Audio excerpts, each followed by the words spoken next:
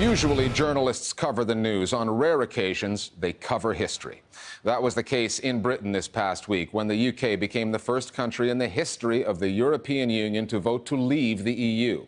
The political fallout was instantaneous. Prime Minister David Cameron resigned, as he said he would, if he failed to lead the Remain camp to victory. The markets also spoke quickly, clearly. The British pound tumbled to a level not seen in 30 years. Here at the Listening Post, we get beyond the politics, the economics, and focus on the media side of the story. And in a vote this close, it was 52 to 48. The coverage of the campaign can make all the difference. Both sides played the fear card shamelessly. Fear of the economic consequences of leaving from one campaign, fear of immigration from the other. And the headlines reflected that, printed in newspapers that took sides. Those papers spent far too much time on the horse race, the personalities, the he said, she said, and not enough time on fact-checking and policy. And one personality, Boris Johnson, the most prominent voice in the Leave camp, is a big part of the narrative, going back to his days as a newspaper reporter based in Brussels. Back then, as a journalist, he belittled the EU. This past week, as a politician, he may have dealt it a mortal blow. Our starting point is London.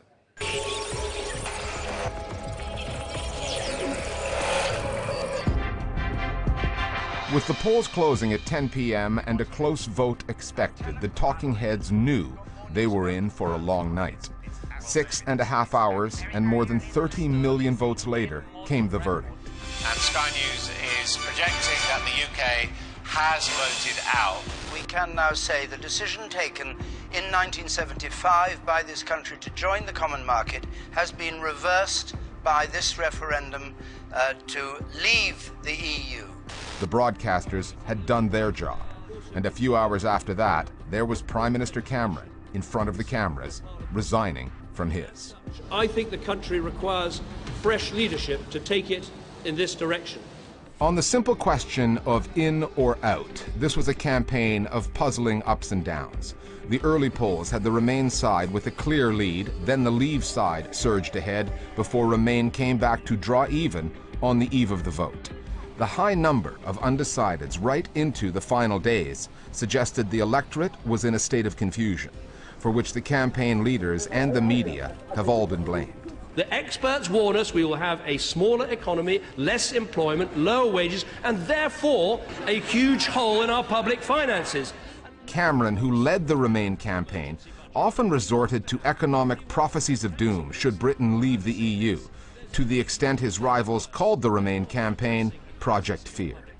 And the newspapers that went all in on the Leave side, including Rupert Murdoch's son, as well as the Daily Mail, have been accused of echoing misinformation from the campaign that wanted out. The main one has been the idea that we send £350 million a week to Brussels. This has been shown to be not correct. We have a rebate from the money that we send to Brussels, so actually it comes down to about £240 million a week last year. But then if you then take into account the money we get back from Brussels, it's about £120 million a week of net costs. It's like saying a Mars bar costs £1 because you go into a grocer's shop, you give the shopkeeper £1 for a Mars bar, and failing to mention that he gives you 35 pence back in change.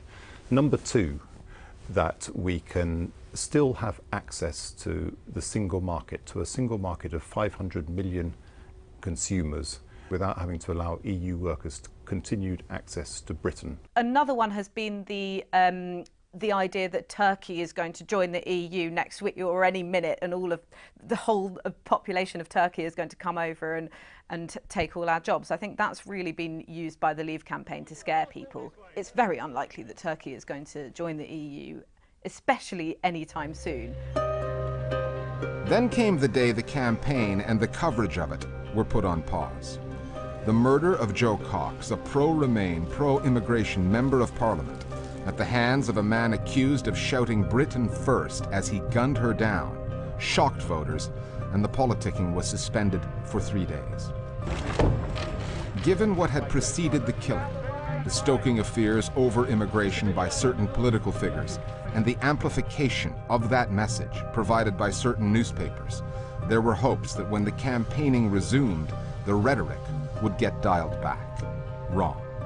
I never heard such hogwash after the death of Jo Cox, with people saying the tone of the campaign now has to change and will change. I think the tone should have changed, but a day after Jo Cox's death, the day after campaigning was suspended, both sides were at it, hammer and tongs, punching the hell out of each other, hurling insults at each other. The main difference in tone post the death of Jo Cox was not so much in the content of the argument. You still had The Sun trying to scare its readers into being against immigrants with its immigration, immigration, immigration double-page spread in capital letters, whereas politicians and newspapers became slightly less personal. It was less about the individuals on either side of the argument. Like Boris Johnson. Although he held no official title, the former mayor of London and presumed heir to 10 Downing Street was the de facto leader of the Leave campaign. Johnson is a media darling, part soundbite dispenser, part court jester. He revels in the skewering of the European Union, whose bureaucracy makes for an easy target. This Thursday can be our country's Independence Day. Johnson knows the EU, having covered it in the early 1990s for the Daily Telegraph. Not one to dig deep into policy, which such a job usually requires, he opted for polemics. And through some clever writing, Johnson created a template for other Brussels-based journalists and UK-based politicians to follow. Boris revolutionized the coverage of Brussels. Before he went there, it was sober, rather boring, admittedly, and balanced, and the EU was seen for what it was. What Boris did was wage a relentless campaign to mock, denigrate, lampoon the EU with every story he wrote. And editors on other papers saw what was happening and they thought, this is much more interesting, and they started putting pressure on their own Brussels correspondents to follow suit. Boris Johnson, as the Brussels correspondent of the Daily Telegraph in the 1990s, regularly attacked the excesses of the European Union. I'm not terribly sure those stories were true, but they were being fed by Boris Johnson, who continued to deploy those stories during the referendum campaign. Boris was in effect campaigning against a cartoon caricature that he himself had created. A cartoon caricature that bore no relation to reality. A Europe of super plots. The EU morphing relentlessly into a super state. A Europe of scheming Europeans trying to do down Britain. I think we should take the chance now, as a country, to take back control. And by and large, with a few honourable exceptions, the newspapers followed that narrative throughout the referendum campaign. Both campaigns had a fear narrative they tried to sell. The Remain side stoked fears of the economic consequences of exiting the EU, backed by experts who were backed by data. The Leave side labeled that argument Project Fear. It countered with a fear of immigrants narrative, backed and sometimes led by the conservative tabloids. Remain argued it had the facts and the fact-checkers on its side. But up against all those headlines, all those images, facts can be a tough sell. Laying out the facts to people is perhaps quite a kind of dry, sterile exercise, whereas I think the Leave campaign has always had a momentum in that it has been able to provide a sort of a romantic sense of Britain and the idea of leaving, and that hasn't always been based on the facts. Indeed, it has diverged from facts quite a lot.